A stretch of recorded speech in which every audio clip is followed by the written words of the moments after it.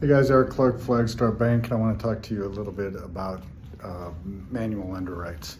When we do government loans, FHA, USDA, and VA, we allow 580 FICOs, but we also allow manual refer underwriting, and we even allow a no FICO option. Flagstar Bank follows FHA's 4000.1 manual guidance on refer eligible underwrites. We don't complicate it. We don't put you through the ringer like some others do. Get directly to doing the deal.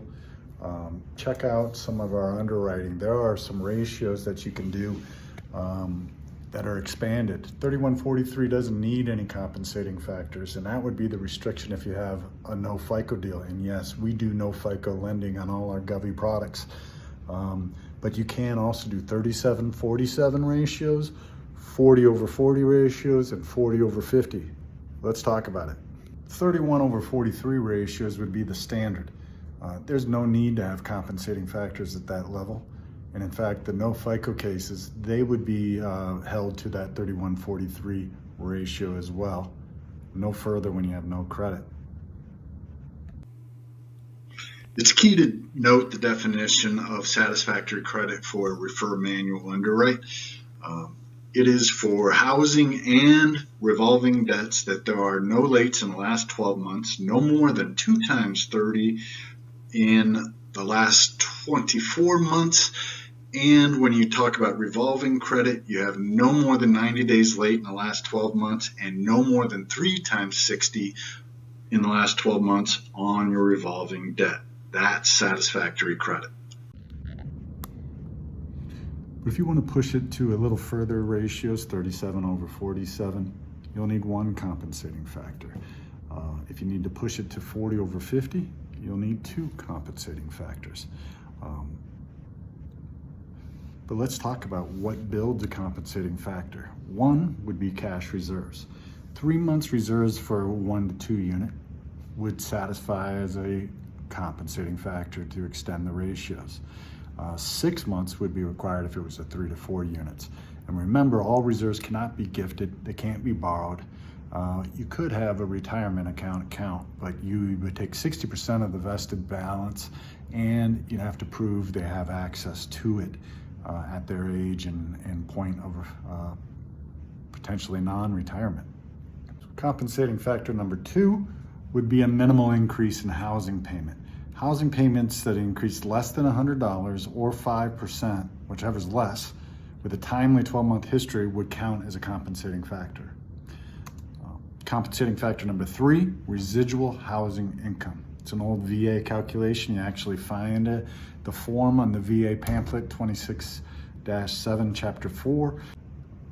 Look up residual income when you're in that chapter. Calculate basically the effective income of all occupying borrowers. Then you subtract state income tax, federal income tax, municipal and other income taxes, retirement or Social Security deductions, total fixed payment, estimated maintenance and utilities, which you should estimate at 14 cents per square foot for your house, job-related expenses like childcare, then reduce any grossed up non-taxable amounts that you use for qualifying. And if the income is like these grids still remaining after all those subtractions, you've got another compensating factor, right? So that's key. Another one would actually be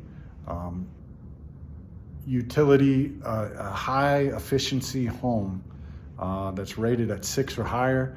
That would actually extend possible ratios as well.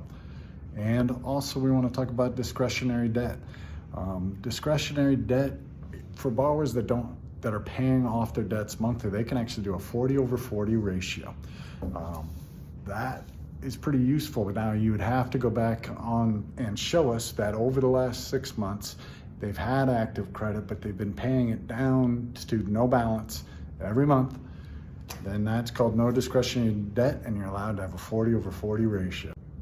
One more compensating factor that could potentially get you set up to have the 2 compensating factors required for a ratio like a 40/50 would be income not considered in the qualifying income. If there is bonus, overtime, commission, seasonal work that was not allowed in the qualifying, but is an occupant and borrower in our loan transaction, we should be able to use that. And if we used it in the theory of this comp factor and it brought it down to a 37/47 ratio, that would be acceptable as a secondary compensating factor only.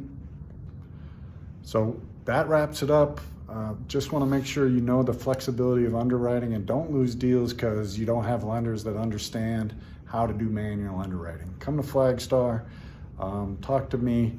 We'll get your deal done if it can be done. Thanks for your business. Let me know if you have questions.